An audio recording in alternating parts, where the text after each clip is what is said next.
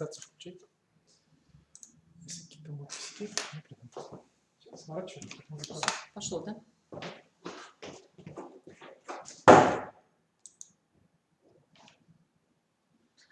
Добрый день, коллеги. Мы сегодня... Сейчас я минутку начну. Добрый день, коллеги. Сегодня мы встречаемся с вами на вебинаре, посвященном проектированию программ курсов неурочной деятельности общекультурного направления развития личности. Содержание нашего вебинара будет полезно в первую очередь учителям, реализующим программы предметной области искусства, это учителя изобразительного искусства, музыка и мировая художественная культура. Провожу вебинар Турлупова Наталья Геннадьевна, старший методист Центра развития общего образования, социализация, воспитание личности, государственное образовательное учреждение дополнительного профессионального образования, КОМИ, Республиканский институт развития образования. Собственно, если будут в рамках вебинара возникать вопросы, то их можно будет задавать непосредственно мне после вебинара. Если вдруг какие-то вопросы я не разверну, не раскрою для вас сегодня. Собственно, почему возникла идея проведения данного вебинара? Связано это в первую очередь с тем, что в рамках реализации федеральных государственных образовательных стандартов в вопросах организации внеурочной деятельности возникает очень много недопонимания и очень много разногласий. И, естественно, наша задача дать наиболее полезные методические рекомендации, связанные с тем, как можно организовать неурочную деятельность в рамках общеобразовательной организации. И, соответственно, наш сегодняшний семинар, он в большей степени посвящен не открытию, собственно, организации внеурочной деятельности, сколько разработке и проектированию программ курсов внеурочной деятельности общекультурного направления. В первую очередь, на что следует обратить внимание? О том, что существует серия нормативных документов, которые ориентированы на организацию внеурочной деятельности общеобразовательных организаций. Этот перечень, собственно, он рассматривается уже в течение определенного времени со дня принятия федеральных государственных стандартов для начального, среднего, общего образования. Есть небольшие изменения, на которые мы вас ориентируем. Это, во-первых, изменения в документах, предпоследний документ, в котором даются изменения Санпина. Эти изменения идут под грифом о внесении изменений номер 3 Санпин 242, 28, 21, 10 санитарно-эпидемиологических требований к условиям организации, обучения, содержания в общеобразовательных организациях. То есть на сегодня надо ориентироваться, они вышли от 24 ноября 2015 года, номер 81. И второй документ, он связан с тем, что очень часто в общеобразовательных организациях идет, ну, скажем так, недопонимание и подмена внеурочной деятельности на организацию дополнительного образования. То есть реализуются не программы внеурочки, а реализуются программы дополнительного образования детей. И, собственно, вот с этим, в этой связи вышло письмо Минобрнауки России от 18 августа 2017 года, номер 09-1672, о направлении методических рекомендаций по уточнению понятия и содержания внеурочной деятельности в рамках реализации основных общеобразовательных программ, в том числе в части проектной деятельности. Это последний документ на слайде, его легко найти, но в вашем случае очень неплохо, если вы, собственно,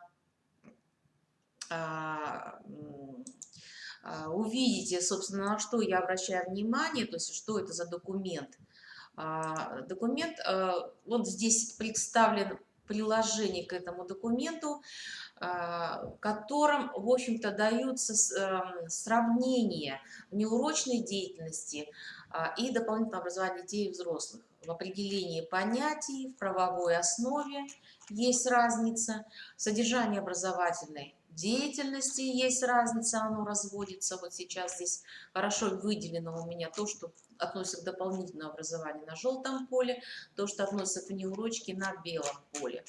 Обращение результатов к результатам реализации дополнительного образования в внеурочной деятельности, организация, реализующая образовательные программы, особенности кадрового обеспечения, особенности финансового обеспечения, учет численности обучающихся. То есть очень полезный документ. Есть необходимость с ним знакомиться. Он полезен будет не только учителям общеобразовательных школ, он будет полезен и педагогам дополнительного образования специальных школ, и педагогам доп. Образования, реализующих программы дополнительных общеобразующих программ в школе. То есть, чтобы было видно разница между неурочкой и, собственно, и программам типа дополнительного образования. Собственно, эти документы, они могут служить вам нормативной базой для разработки программы. Сейчас мы с вами очень кратенько рассмотрим все-таки какой-то понятийный аппарат, чтобы он прописан, собственно, и в системе рекомендаций рассматривается. Значит, внеурочной деятельностью называется в рамках федеральных государственных стандартов понимается образовательная деятельность, осуществляемая в формах отличных от урочной и направлена на достижение планируемых результатов в освоении основной образовательной программы образовательной организации. Основная образовательная программа реализуется организацией, осуществляющей образовательную деятельность через организацию урочной и внеурочной деятельности. Неурочная деятельность реализуется на добровольной основе в соответствии с выбором участников образовательных отношений. Причем во внеурочной деятельности одним из участников образовательных отношений, кроме учителя и учеников, являются еще и родители. Внеурочная деятельность. К урочным видам деятельности мы относим такие виды учебной деятельности, как деятельность, осуществляемая на уроке с расчетом учебного расписания, семинарском занятии, факультативе и практику. Также к урочным видам деятельности относятся занятия элективных и спецкурсов, проводимых в рамках предпрофильной подготовки или профильного обучения, то есть курсов, включенных в учебный план образовательной организации. К урочным видам деятельности также относятся участие обучающихся в занятиях и работах контрольного характера, экзамен, коллоквиум, зачет, тестирование по учебному предмету, участие в проверочных работах школьного, муниципального или российского уровня, независимой оценки качества образования. Осуществление лабораторных и практических работ как обязательных видов учебной деятельности по таким учебным предметам, как физика, химия, биология, технология, информатика, география, окружающий мир. К внеурочной деятельности общего культурного направления развития личности относятся формы, собственно, воспитательной работы. И в первую очередь мы рассматриваем, что это может быть. Это подготовка и проведение концертов. Я рассматриваю проблематику именно предметной области искусства. То есть я сузила в данном случае разговор в рамках вебинара, но основная методика выбора форм воспитательной работы, оно хорошо и подробно рассмотрено в пособии Григорьева и Степанова «Неурочная деятельность школьников. Методический конструктор». Собственно, я ими воспользовалась для того, чтобы выбрать именно специализированные формы работы, которые связаны именно с предметной областью искусства. Подготовка и проведение концертов. Это может относиться как и к учителям музыки, так и к учителям изобразительного искусства и мировой художественной культуры в подборке репертуара и сценарной части. Художественных выставок, фестивалей искусств. Занятия объединения художественного творчества. Тематические инсценировки, спектакли в классе, в школе.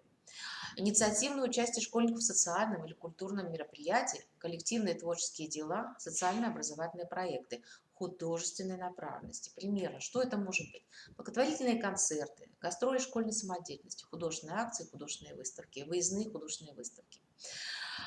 Я отношусь к системе воспитательной работы и выездные пленеры, и культурно-исторические экскурсии, которые часто организуются для детей с выездом за пределы города или муниципалитета. Дело в том, что Пленэр – это особый вид практики, и в нем больше закладывается воспитательная составляющая, чем наравне с образовательной. Эта форма выездных пленэров, она имеет большое учебное значение в специализированных учебных заведениях, таких как художественные школы, музыкальные школы. Но в рамках общеобразовательной школы это, скорее всего, будет, собственно, экскурсия, в которой могут выполняться вот такие работы, как вспомогательные работы именно в области изобразительной деятельности. К видам неурочной деятельности, формам неурочной деятельности мы относим детские производственные бригады в области художественного творчества и других, которые организуют работу вместе со взрослыми. К неурочной деятельности также относятся формы досуговой деятельности. Это культ-походы в концертный зал, театр, галерею, музей, занятия, объединения, художественное творчество. То, что я перечислила сейчас, относится к первому уровню воспитательных результатов. То есть оценка в неурочной деятельности идет по уровням воспитательных результатов. И, естественно, выбирая тот или иной вид неурочной деятельности, мы достигаем определенных личностных и предметных результатов, связанных с качеством участия учеников в рамках этих мероприятий. То есть если в культ-поход и концертный зал это, собственно, ложится обязанности в организации больше на учителя, и подготовка этого мероприятия будет ориентирована, активная позиция будет учительская, то уже второй уровень воспитательных результатов, где ребята могут принимать участие, это коллективные творческие дела, тематические вечера художественного исполнения или художественные салоны, гостиные, балы, художественные выставки, фестивали искусств, спектакли в классе, в школе, ярмарки, гуляния, детские производственные бригады под руководством взрослого, выездные пленэры – это уже часть деятельности детей. То есть без взрослого, конечно, эти мероприятия не проходят, но активность, инициатива детей здесь выступает на первые планы, и это является, эти мероприятия, эти формы, они могут решать проблему достижения второго уровня воспитательных результатов. И третий уровень воспитательных результатов, получение детьми опыта самостоятельной организации досуга других людей, не попадающих в категорию близких, оно определяется такими формами, как благотворительные концерты, гастроли школьной самодеятельности, художественные акции, социально-образовательные проекты, образовательное производство детей и взрослых художественных изделий. В данной ситуации активность и инициативность детей выходит на первый план, но, естественно, при поддержке взрослого. Мероприятия нацелены на людей не школьного, то есть не школьников, это на людей не близких, не родных, а именно на социум. И поэтому в данном случае воспитательный результат этих форм, он идет третьего уровня. Ну, опять же, самые простые, чтобы было понятно, все-таки формы неучебной деятельности, для которых необходимы, собственно, программные документы, которые вот разработка идет программных документов. Например, это студии, секции, кружки. То есть без системной работы на этих формах, без программы, они реализовываться не смогут. Поисковые научные исследования в области искусства, очень актуальное сегодня мероприятие, они тоже требуют включения в области проектной и исследовательской деятельности учащихся. Системная подготовка к художественным конкурсам, художественным выставкам, предметным олимпиадам. Можно в рамках студии, секции, кружка проводить эту работу, а можно выделить это готовую программу, где, собственно, и цель программы будет подготовка к конкретным конкурсам, и сама цель и организация этой работы будет нацелена на повышение вот этого уровня конкурсного участия у школьников, уровневого участия на школьников, поэтому она требует программы. Научно-практические конференции, участие в художественном салоне. Художественный салон – это системная работа. И опять же, это не единичное мероприятие, скорее всего, это мероприятия регулярные. Все мероприятия, связанные с регулярным участием воспитанников, они требуют программы. Ну и так далее. То есть, собственно, все эти формы, какую форму выберете вы, какая будет вам интересна, она связана с запросом или родителей, запросом детей, и они должны определиться, ваша задача разработать соответствующую программу. Виды деятельности самые разнообразные, и то, что касается в области художественного творчества, художественных программ неурочной деятельности, конечно, видов деятельности здесь очень много. Мы не можем игнорировать игровые деятельности в соответствии с возрастными особенностями, художественное творчество и вот трудовая производственная деятельность. Они вот возможны, собственно, в рамках неурочки в области искусства. Наша задача сегодня рассмотреть все-таки разработку, проектирование программы курсов неурочной деятельности. Собственно, программа как документ, она имеет стабильно свои компоненты, о которых я сейчас расскажу позднее, но она отличается от программ дополнительного образования детей. Там есть свои непосредственные тонкости, потому что все-таки это программы воспитательного характера, и в первую очередь они реализуют, то есть реализация программы, она определяется реализацией основной образовательной программы, основного общего образования, или, значит, и в области художественного творчества. Естественно, в первую очередь мы должны определяться с достижением результатов. К ним относятся это личностные результаты, непосредственно духовно-нравственное приобретение личности ребенка благодаря его участию в том или ином виде деятельности, метапредметные результаты, профессиональная коммуникация, планирование индивидуальной групповой деятельности, контроль и самоконтроль исполнения, поиск, систематизация, анализ информации. Ну и рядышком идут, конечно, предметные результаты, потому что если мы говорим о предмете, предметные результаты, они не игнорируются, а в любом случае они являются основополагающим в рамках разработки в предметной области искусства, именно предметные результаты. То есть благодаря им мы достигаем каких-то воспитательных результатов, которые требует основная общеобразовательная программа.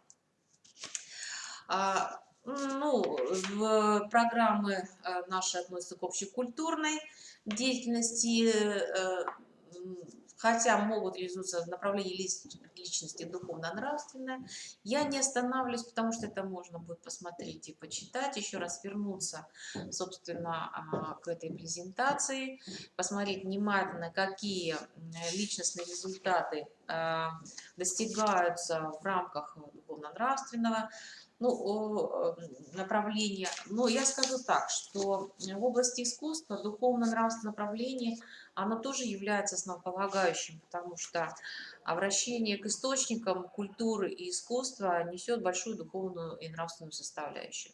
То есть просто рисовать и просто высказывать какие-то впечатления, музыкальное исполнение, исполнительское, недостаточно, если ребенок не проникается эмпатически к тому, что он видит, слушает, воспринимает с точки зрения музыкального искусства, изобразительного искусства и так далее. То есть понятно, что вот эта духовно-нравственная составляющая культуры, она будет входить, в общем-то, красной нитью во многие программы неурочной деятельности предметной области искусства.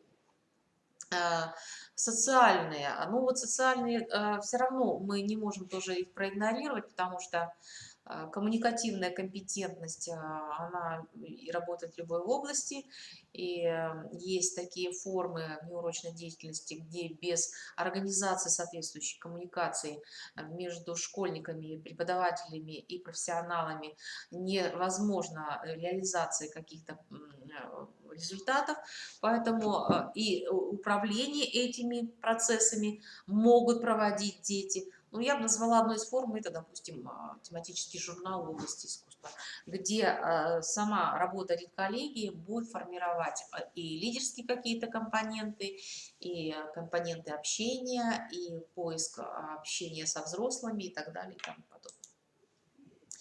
Общеинтеллектуальные мы тоже реализуем, потому что предметная область искусства, она поддерживается и научно, потому что существуют науки, которые являются базисом для формирования предметов искусства и так далее.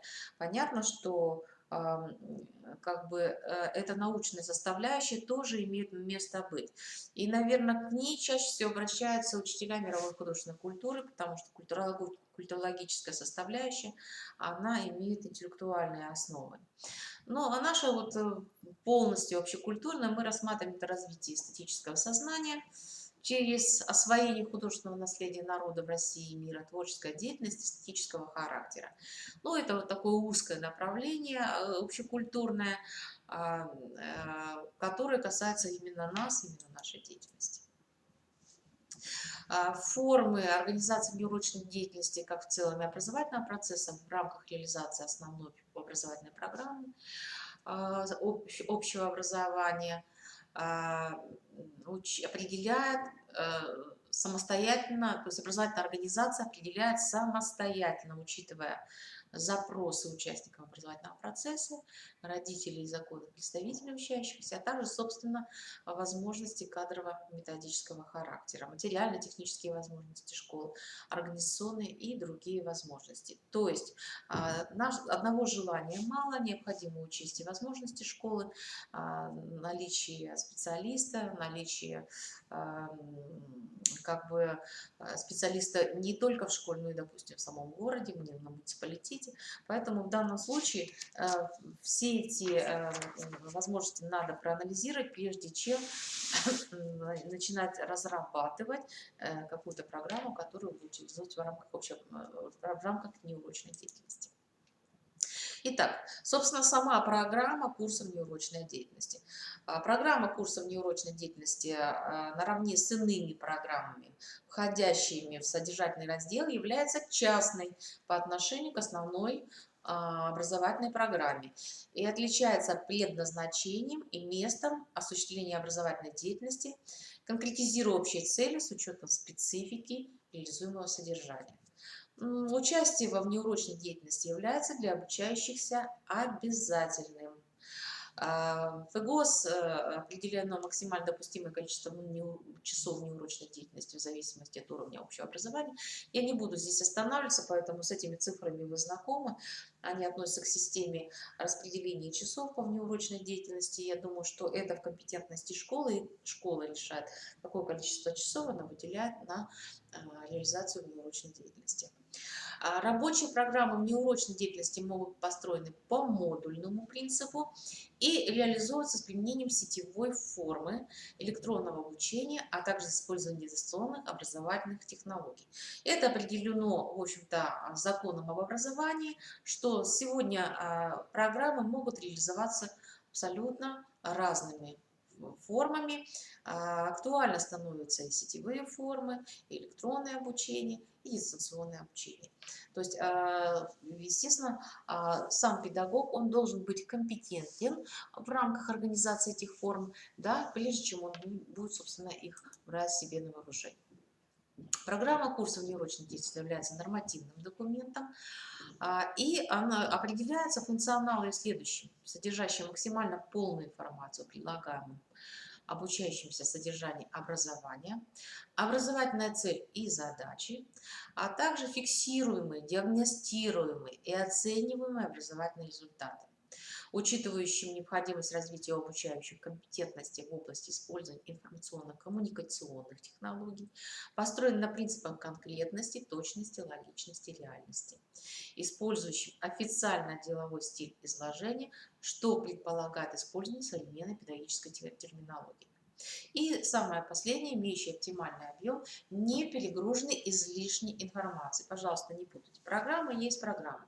Это нормативный документ, он жестко структурирован, имеет четкую систему, четкую основу и конкретное содержание. Она должна быть грамотно представлена, корректно оформлена и принята учебным педагогическим советом школы для реализации. То есть она должна иметь все обязательные компоненты, как и любые другие документы образовательных программ. Реализация принципа преемственности федеральных государственных образовательных стандартов по уровню общего образования позволяет выделить единство подхода к структуре программы, но образовательная организация, помимо обязательных требований к структуре рабочей программы, может включать и какие-то иные сведения. То есть структура, она стандартна, но если есть необходимость включения, допустим, программа реализуется посредством сетевого обеспечения, значит, мы прописываем сетевых партнеров, возможности, технологии и скажем так, регламенты взаимодействия с сетевыми партнерами, они тоже могут войти в систему рабочей программы. В соответствии с пунктом 19.5 Федерального государственного образовательного стандарта основного общего образования определена следующая структура программы курса. Ну вот основные компоненты, которые входят в документ программы. Это результаты освоения курса внеурочной деятельности, содержание курса внеурочной деятельности с указанием форм организации и видов деятельности и тематическое планирование. Все вспомогательное, ну, собственно, относится к интеллектуальной собственности преподавателя, оно в программу может не входить, оно может в систему учебно-методического комплекса, который разрабатывает сам учитель в рамках именно программы курса внеурочной деятельности. Что основные компоненты? Это пояснительная записка, в которой конкретизируются общие цели среднего общеобразования с учетом специфики курса и уровня, специфики курса внеурочной деятельности и уровня реализации, общую характеристику курса внеурочной деятельности, личностные и метапредметные результаты освоения курса внеурочной деятельности, содержание курса внеурочной деятельности, тематическое планирование с определением основных видов внеурочной деятельности обучающей. Я бы здесь обратила внимание вот в пункте 5 на выбор формы в тематическом плане, потому что иногда форма позволяет определить и вид деятельности, да, то есть какую деятельность будет реализована. И описание учебно-методического материально-технического обеспечения курса внеурочной деятельности. Титульный лист. Ну, вот самый первый лист, который мы открываем, в котором собраны все основные, как бы определяющие эту программу компоненты. Это первая страница любой программы. Содержит она необходимую информацию для идентификации документа. Первое, что это наименование образовательной организации с учетом устава. Обязательно имеется гриф утверждения программы. Вот насчет грифа утверждения, почему мы на это обращаем внимание, то есть участие в конкурсах, педагогических конкурсах, участие в различных конференциях и, самое главное, в портфолио, иногда присылается программа без этого грифа. То есть непонятно, каким образом она просматривалась педагогическим коллективом, утверждалась, не утверждалась, в какие сроки происходили утверждения. Если вот такой информации на титульном листе нет, то затрудняется само и оценка самого содержания программы. То есть потому что она все-таки регламентирует в данном случае какие-то содержательные компоненты. Значит, обязательно гриф утверждения программы, кто ее принимает, фамилия, имя руководителя, дата, номер приказа. И, естественно, если вносятся какие-то изменения в программу, тоже это должно быть указано каким-то дополнительным документом. Название программы. Название программы. Я бы здесь обратила внимание на то, что чисто, собственно, по восприятию титульного листа выходит не то, что это программа внеурочной деятельности, таких программ их немерено, и направлений их очень много.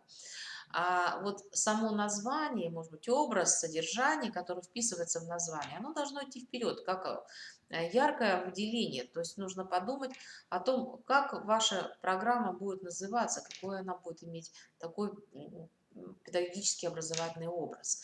Вот. Поэтому название, а уже жанр, собственно, программы внеурочной деятельности, оно всегда идет под названием.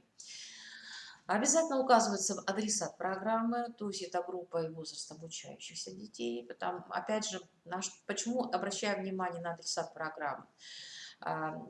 Уровневое содержание, то есть возраст детей определяет какие-то содержательные компоненты.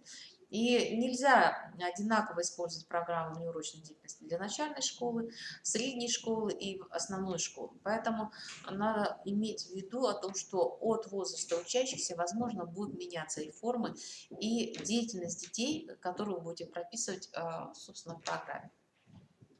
Обязательно указываются сроки реализации. Может быть, это годовая всего программа, это тоже неплохо, если год реализации. Возможно, что эта программа уровневого характера, может быть, 2 и 3 года реализации. Это уже решает, собственно, запрос родительский и сама инициатива учителя в рамках расширения вот этого диапазона профессиональных знаний, которые вы реализуете. А возможно, что это будет целый пакет нескольких программ годовых, которые каждый будет нести свою содержательную основу. Да? И тогда это будет, наверное, понятно, потому что она будет нести свою логику, преемственность и так далее. И будет учитывать ФГОС, федеральные государственные требования по уровням обучения по классам. Тоже это можно сделать. Фамилия, имя, должность разработчиков программы. Программа может быть разработана не одним учителем, а возможно, что это и какие-то комплексные программы. Поэтому указываются все разработчики, кто, собственно, заинтересован в реализации данной программы, который, собственно, является проектировщиком этой программы. В нижней части титульного листа всегда указывается населенный пункт и год ее разработки. То есть, вот смотрите, если я использую программу в 2018 году, да, то, собственно, я могу использовать эту программу в следующий год, 2019. Но за год реализации накапливается некая методическая база, что, возможно, внесет дополнение, изменения в само содержание и структуры программ. И поэтому я не вижу смысла, чтобы на следующий год вы использовали ту же самую программу. Значит, меняется, собственно, титульный лист, меняется время ее приема и утверждения, и где-то вносятся изменения внутри программы, внутри содержания. Поэтому обязательно год Сыктывкар 18, 19, 17 год определяет, насколько учитель творчески развивает содержание программы, не останавливается на том, что она становится мертвым, глухим документом, а она находится в состоянии постоянного развития и изменения. То есть она становится очень мобильной и собственно, постоянно какие-то вносятся дополнительные изменения. Пояснительная записка. Собственно, пояснительная записка любой программы – это такая методологическая основа, которая определяет, собственно, базовые такие компоненты, важные в описании, собственно, которые будет использовать учитель. И в первую очередь это направление развития личности необходимо определить, в рамках которого разработана программа. Нормативно-правовые учебно-методические документы, на основании которых программа разрабатывается. Обязательно прописывается цель программы. Цель всегда должна быть конкретна, с наличием конкретного результата, потому что планируемого результата, иначе она будет недостижима. То есть ваша задача, чтобы вы могли проверить, достигается эта цель или не достигается, можно получить результат или невозможно. Если формулировки цели этого нет, то программа будет абстрактна, и, собственно, вы ее цель не всегда сможете достигнуть. Поэтому обращайте внимание, как вы формулируете цель. Там есть для формулировки цели всегда есть рекомендации. То есть один раз посидеть, поучиться, как пишется цель, и возможно, что она пригодится вам для формулировки любых событийных мероприятий и программ воспитательной деятельности. То есть, собственно, целеполагание это методология очень важный компонент реализации любого правового документа в образовательной области. Естественно, задачи программы – это конкретные этапы, шаги по реализации и форма организации образовательного процесса. Я уже говорила о том, что определение форм – это очень важно, потому что, собственно, реализация внеурочной деятельности, она идет не однотипно, там могут быть самые разнообразные формы. И чем больше, чем мобильнее вы будете использовать эти формы, тем больше вы будете достигать метапредметных результатов у ребенка, потому что в данной ситуации он может оказываться в разных событийных полях, которые позволят менять их роль и их отношение к тому, что они делают. И как раз это очень важно именно в контексте воспитательных результатов. Поэтому, пожалуйста, вот тут обязательно подумайте, какие формы, какие вам необходимы эти формы, и где вы будете реализовывать. И кратенько их опишите. Для чего, почему именно они, с чем это связано, что это вам может дать и так далее. Что это может дать вам как организатору и что это может дать ребенку как воспитаннику и так далее. Общая характеристика курса внеурочной деятельности. Ну, обязательно нужно указывать актуальность программы. Да, она связана, конечно, в большей степени с запросом, с реальной практикой, с реальным научным содержанием, изменениями, которые происходят в стране. То есть актуальность она определяет вот ту содержательную идею, которая на сегодня интересна будет ребенку. Да? Поэтому обязательно подумайте, что должно его увлечь, и оно должно быть отражено в системе актуальности и необходимости, почему мы к этому обращаемся, и почему мы говорим о том, что содержание этой программы является актуальным. Вот опять же, соответствие программ современным достижениям в сфере науки, техники, искусства и культуры. Обязательно какое-то современное научное знание. То есть это требует от вас некой мобильности и роста. Так и, собственно, и ребенка будет ориентирован на том, что учитель постоянно совершенствует свое знание и подтягивается будет под ваш знаниевый уровень, стремится к этому. Опять же, соответствие запросам родителей детей. Вот обоснование запроса очень редко кто обосновывает вот эту компоненту. То есть, во-первых, это, конечно, нормативно. То есть в рамках закона, федерального закона родители у нас сейчас являются активными участниками образовательного процесса. И выявить родительский запрос, обосновать этот родительский запрос, определить, нужно все-таки провести некую дополнительную работу. То есть это может быть анкетирование, мониторинги какие-то небольшие, социологические опросы, позволяющие вам, собственно, не просто утвердиться в этом направлении, скорее всего, и подтвердить то, что большая часть родителей заинтересована в этих направлениях и в реализации данного предполагаемого содержания. Описание места курса внеурочной деятельности основной образовательной программе образовательной организации. Естественно, оно в нашем случае, оно в первую очередь, конечно, связано с предметом. И внеурочная деятельность, она как бы является углублением информационного и различного содержания предметной области. Поэтому надо смотреть, какая связь идет, с какими темами, каким содержанием предмета вы усиливаете, какое содержание вы усилите в рамках внеурочной деятельности. Ну, про адресат программы я говорила, объем программы, общее количество запланированных на весь период реализации программы. Это определяется, опять же, тем количеством, которое школа выделяет на, собственно, реализацию внеурочной деятельности в каждом классе. То есть этот расчет делается на уровне административного решения. Поэтому, скорее всего, не более 10 часов в неделю у нас идет реализация внеурочки. Скорее всего, это будет час, ну, может быть, максимум 1,5 часа реже. И, возможно, какая-то серия других мероприятий, которые будут работать в контексте воспитательной работы школы. Поэтому тут нужно тоже где-то смотреть программу воспитательной работы, чтобы ваша программа имела контекст включенности в воспитательную работу школы, то есть не меняла целеполагающие методологические основы воспитательной работы в вашем контексте, но содержала предметное начало. Ну и сроки освоения программ. Продолжительность определяется содержанием программы, должна обеспечить возможность достижения планируемых результатов, ну и так далее.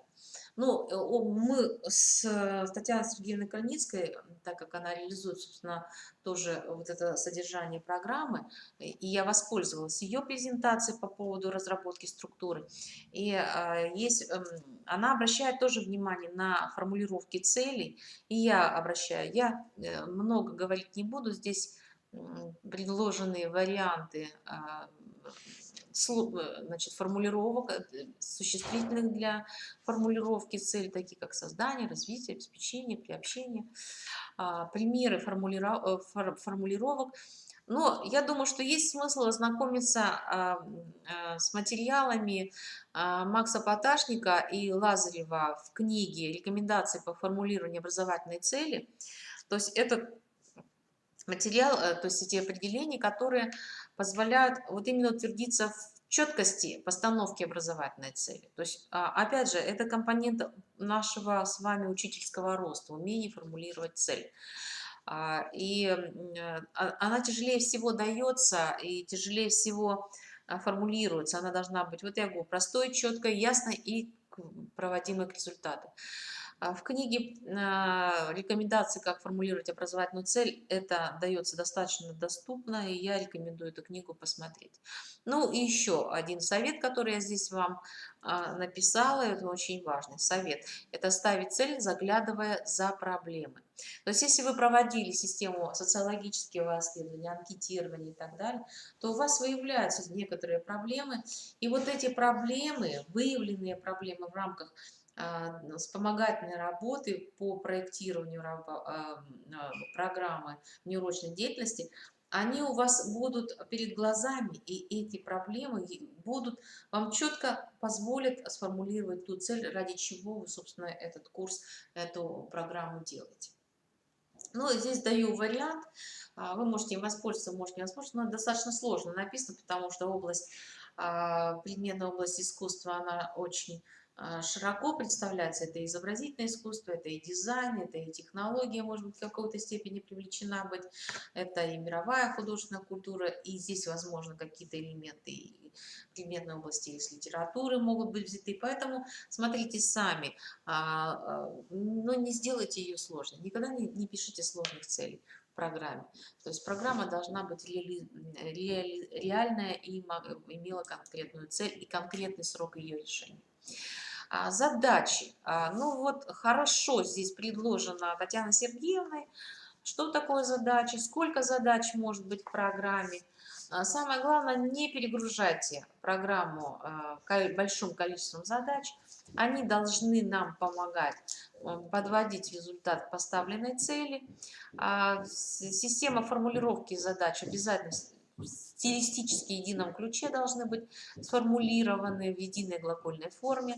И очень часто брать за основу такие слова и примеры глаголов. Это познакомить, обучить, сформировать или формировать, обучать, способствовать. Да? То есть познакомить – это короткие задачки, которые в достижимости результата очень близка. Формировать, обучать, способствовать – они более широкие задачи. То есть результат не быстрый, он длительного характера, он требует каких-то временных мерок для того, чтобы эта задача реализовалась. Значит, обязательно в программе необходимо указывать кадровое обеспечение, то есть наличие педагогических работников, привлекаемых к разработке реализации, то есть, в общем-то, и если программа реализуется в рамках сетевых взаимодействий, то и перечисление тех социальных партнеров, привлекаемых к реализации программы. И, как я уже говорила, если у нас программа реализуется в рамках сетевой формы, то мы должны в программе прописывать регламенты взаимодействия со своими социальными партнерами и точки соприкосновения, что делает ваш партнер, что делаете вы, что делает ваш партнер, какие системы взаимодействия вы просматриваете и как это будет реализовываться в системе, собственно, основного содержания программы. Личностные и метапредметные результаты освоения курсов внеурочной деятельности.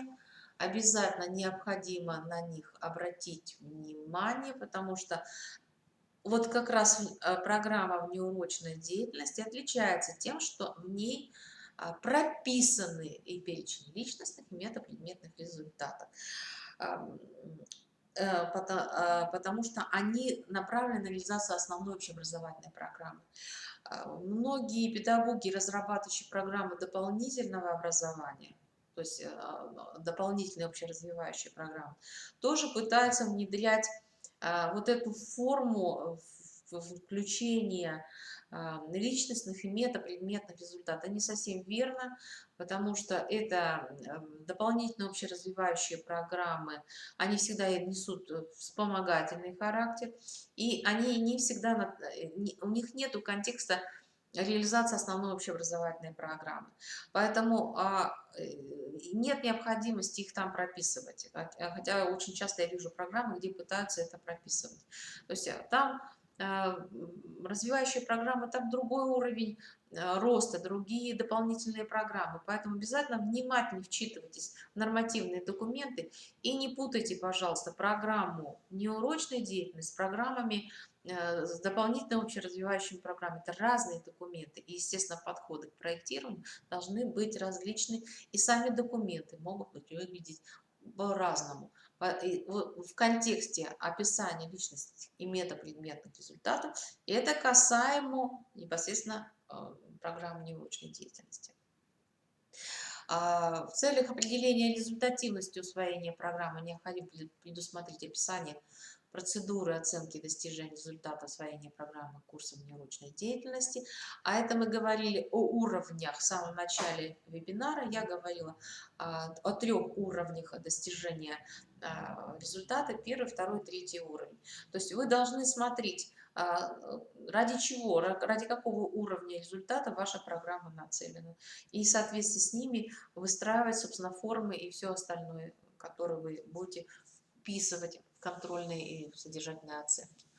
Ну, оценочные материалы, формы аттестации, контроль в области искусства. Я бы, наверное, в первую очередь брала портфолио обучающегося, потому что эта форма очень подходит, сформированное портфолио очень подходит для оценки результативности детей, но содержание портфолио, компоненты портфолио, чтобы оно несло именно развивающий функционал, нужно продумать. То есть что важно, чтобы ребенок вносил в содержание портфолио по именно оцениванию этого направления. То есть каждое портфолио, каждый документ, вставленный в портфолио, он определяет какой-то один маленький шажок к развитию личности ребенка, маленькие шаги. То есть и вот эти шаги должны быть прослежены в системе этого портфолио.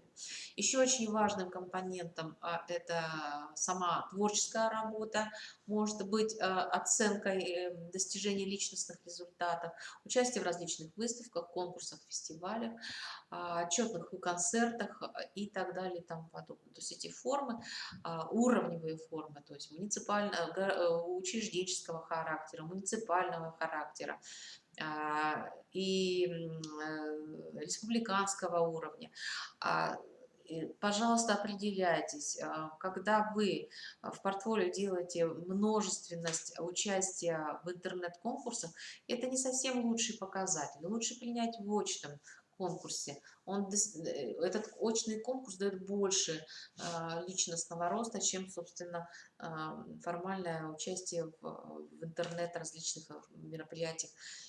И они просто формально дают вам дополнительный сертификат, дополнительный диплом. Может быть, это и удовлетворит чью-то гордость, но с точки зрения роста она мало чего дает. А оценка работы ребенка социумом, когда ребенок слышит эти оценки, он рефлексирует по поводу этих оценок, да, это дает больший результат. Поэтому вот смотрите, тогда он гордится любой бумагой, полученной в результатах участия в каком-то мероприятии, которое вы вводите в систему программы неурочной деятельности. Содержание курса внеурочной деятельности содержит реферативное описание разделов и тем подпрограммы. Ну, опять же, также, какие воспитательные результаты вы пытаетесь достичь, на основе каких предметных результатов вы выстраиваете воспитательные эффекты и так далее. Перечень основных единиц содержания, это то, что касается обычных традиционных программ, перечень теоретических и практических занятий, направлений проектной или исследовательской деятельности учащихся в соответствии с поставленным задачами и планированием. Значит, тематическое планирование оформляется в виде таблицы, составляется на каждый год обучения. Традиционно это наименование разделов тем. И я уже говорила о том, что кроме разделов и тем, я бы обращала внимание на формы. И, возможно, где-то я бы дописывала предмет, такой проектный результат, то есть продукт, в результате которого в этой деятельности ребенок может получить. Когда мы определяем систему продуктов или с детьми даем варианты получения продуктов, то есть нам легче к чему-то идти. Нам понятно, что мы в рамках вот этой темы, этого времени, этого занятия мы достигаем того-то. То есть предметный продукт, он может дать оценку и личностных результатов. То есть, собственно, посмотреть, связь найти, это можно, постараться это сделать. Ну, тематический план программы, вот он такой прилагается, это раздел тема, вот я уже говорила, обязательно форма, теоретическая подготовка, то есть тут указывается количество часов, подготовка мероприятий, сколько уходит на подготовку проведения мероприятий, сколько уходит, это практическая деятельность. Хорошая простая форма, определяется количество часов, по ней легко структурировать само содержание программы. Значит, описание учебно-методического, материально-технического обеспечения курса внеурочной деятельности. Собственно, это методическая составляющая и техническая составляющая. Вот, в нашем случае просто элементарное перечисление технического оборудования бывает недостаточно. То есть хотелось бы именно выстроить систему точки роста, необходимое оборудование, которое необходимо приобрести, за счет каких средств, каких возможностей, за счет родителей, может, школа поможет, потому что не всегда грамотно обдуманная материально-техническая база. Учитель пользуется малым, думает, ну, раз у меня есть возможность какого-то кабинета, мне этого будет достаточно, чтобы я проводил какие-то занятия.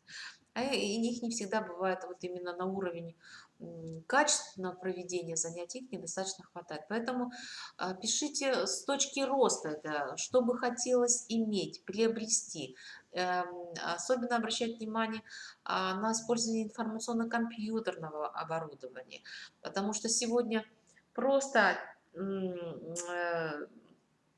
рисовать это бывает недостаточно, некоторых детей больше интересуют, допустим, компьютерные программы по реализации или даже само музыкальное исполнение.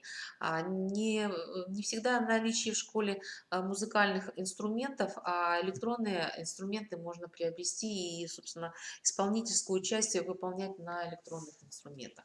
Поэтому вот задумывайтесь, что вам необходимо. Значит, какое оборудование необходимо приобрести, чтобы эта программа реализовывалась? Какие кабинеты, какие классы, их возможности, описание, это все. То есть вот эти разделы программы – это не формальность. Не надо подходить к ним, вот просто я возьму, перечислю, этого будет достаточно. То есть вы должны где-то обосновать, почему это надо и что я хочу это сделать, и в каком компоненте содержания я их точно буду использовать. Тогда это будет объяснено. И тогда у вас это не будет формальным описанием, а это будет именно конкретно продуманным обоснованием той материально-технической базы, которую будет использовать в рамках организации мероприятий. Список литературы. До сих пор у нас это, мы бьем копья по поводу того, как оформлять списки литературы. То есть те педагоги и учителя, которые, собственно, где-то принимали участие в конкурсах, они уже сталкивались с тем, что Да, это очень важно, это соблюдение авторских прав, это соблюдение ссылочного компонента. Поэтому я в данной презентации вас ориентирую на конкретный ГОСТ, в которых можно найти информацию, как оформляются списки литературы. Причем в рамках программы может быть несколько рекомендуемых списков. Есть список, который использует, собственно, сам педагог и мог бы рекомендовать этот список своим коллегам, учителям, а есть список, который рекомендуется и дается в рекомендации учащимся, воспитанникам, которые могли бы использовать. И также отдельно список ресурсов. Мы уже не, у нас в основную компоненту уже обязательно входит ресурсная электронная база. Список ресурсов, отдельный список ресурсов должен, чтобы мы могли детей отправлять на те сайты, которые не несут агрессивных каких-то контентов, в которых можно работать, в которых можно получить информацию, которая является актуальной, из которой вы не боитесь, вы не должны бояться отправить к этим ссылкам и сайтам ребенка, чтобы он мог их просмотреть. Ну, собственно, реализация внеурочной деятельности определяется, во-первых, да, еще есть один очень важный момент, это проектная деятельность. Сегодня это актуально, что к внеурочной деятельности относятся детские исследовательские и практические проекты. Собственно, почему бы и нет? Если вы ориентируетесь вот на такую работу, то сама программа может быть выстроена организацией проектной деятельности с ребенком. И я, например, считаю, что организация детского проекта тоже должна иметь программу четкую. То есть с чего мы начинаем, какие компоненты мы осваиваем, где идет самостоятельная работа и контроль самостоятельный, где вы подключаетесь, где вы являетесь помощником. То есть разделение прав проектной деятельности как руководителя, как организатора, как консультанта, как модератора и так далее. Поэтому если вы планируете организовывать по предмету проектную деятельность детей, то я тоже думаю, что необходима программа, и она будет являться частью программы внеурочной деятельности. Поэтому любой компонент, который вы не возьмете, он, собственно, если он имеет программу, то вам легче всегда сориентировать, какую компоненту, какие предметные и личностные результаты вы в них достигаете. Вот, собственно, в рамках сетевой формы реализации рабочих программ неурочной деятельности, и особенно в области проектов, да, не обязательно вам быть руководителями, вы можете быть просто организаторами самого процесса разработки проекта. А вот наставники могут привлекаться вами из таких областей, как специалисты организации дополнительного образования, специалисты и преподаватели и профессора профессиональных и высших образований, организаций культуры, спортивных организаций, специалисты предприятий. Но в этом случае, опять же, это идет система сетевого взаимодействия.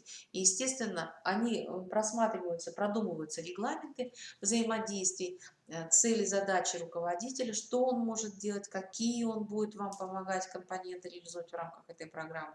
Это все прописывается именно в документе. Порядок участия в проектной деятельности определяется договором о сетевом взаимодействии школы и той организации, с которой вы специалиста приглашаете.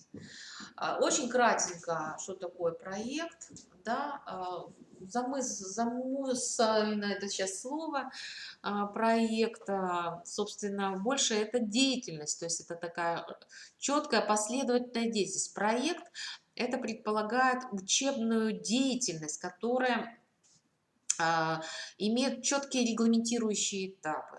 И в рамках проекта достигается конкретный понятный результат. В рамках проекта всегда должен быть готовый продукт, интеллектуальный продукт, материальный продукт, модельный продукт, что угодно. Но вот в этом случае это будет проект. Да? То есть обязательно какая-то продукционная, проектическая деятельность будет реализовываться. Потому я рекомендую все-таки почитать литературу по проекту, посмотреть авторов, которые занимаются организацией проектной деятельности детей. И если вы планируете вводить систему организации проектов со школьниками, в любом случае вам, наверное, придется это делать, потому что проектная деятельность – это деятельность самостоятельная в большей степени, и она подходит для детей старших классов. В любом случае вы ее будете, собственно, реализовывать, поэтому я думаю, что вам надо будет методики, технологии организации проекта все-таки читать и знакомиться с ними. Ну и кто может реализовывать, собственно, программы внеурочной деятельности? Это такая, как раз из того письма, о котором я говорю в самом начале вебинара, это касаемо как раз какие педагогические работники могут реализовывать программы внеурочной деятельности. Естественно, заместитель директора в отношении, наверное, воспитательной деятельности.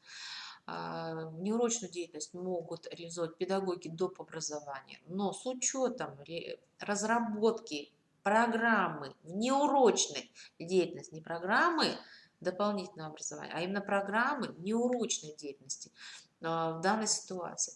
Учителя-предметники, классные руководители, воспитатели, педагоги-организаторы, психологи, логопеды, педагоги-библиотекари и так далее. Объем часы реализуемой рабочей программы внеурочной деятельности входит в учебную аудиторную нагрузку педагогического работника и ее реализацию. Это для того, чтобы вы знали, что оплачивается она в рамках вашей нагрузки, которую вы получаете в начале учебного года. В связи с чем хочется отметить, насколько грамотно и качественно вы сделаете программу, настолько и администрация школы будет заинтересована включить ее, эту работу, вот эту программу, вашу нагрузку, и она будет, собственно, входить в систему вашей оплачиваемой деятельности, которую вы реализуете в образовательной организации. Собственно, все, о чем я хотела сказать. Возможно, вопросы будут и будут возникать, поэтому я приглашаю к разработке программ внеурочной деятельности в области предметной области искусства всех заинтересованных педагогов, учителей. Рада буду помочь, рада буду разобраться с вами в тонкостях и проблемах разработки программы, особенности этой программы, оформления этой программы. Здесь даны телефоны, где нас можно найти, потому что в рамках внеурочной вам помогут методисты, все наши методисты центра, а в области искусства это конкретно я. Поэтому телефон дается, факс и e-mail, где нас, в общем-то, можно найти. Спасибо за внимание. Очень рада, что в течение часа вы могли меня внимательно выслушать. Хочется увидеть, конечно, обратную связь. Я думаю, обратная связь будет в том случае, если вы мне на почту пришлете ваши вопросы, ваши замечания и ваши предложения в рамках организации внеурочной деятельности предметной области искусства в общеобразовательной школе. Спасибо большое, спасибо за внимание. Думаю, что наш вебинар заканчивается, и мы с вами прощаемся до следующих вебинаров, которые мы предполагаем проводить в рамках КАИРО. Спасибо большое.